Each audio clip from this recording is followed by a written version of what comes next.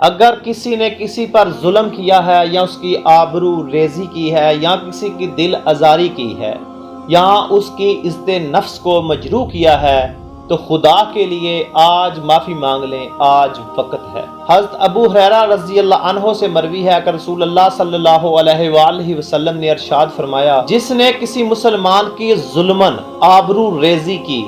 یا کوئی اور ظلم کیا وہ اس سے آج معافی مانگ لے، اس سے پہلے کہ وہ دن آ جائے جب نہ درہم ہو اور نہ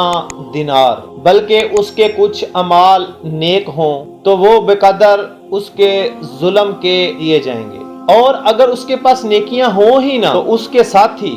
مظلوم جس پر اس نے ظلم کیا تھا اس کے سارے گناہ اس پر لاد دیے جائیں گے۔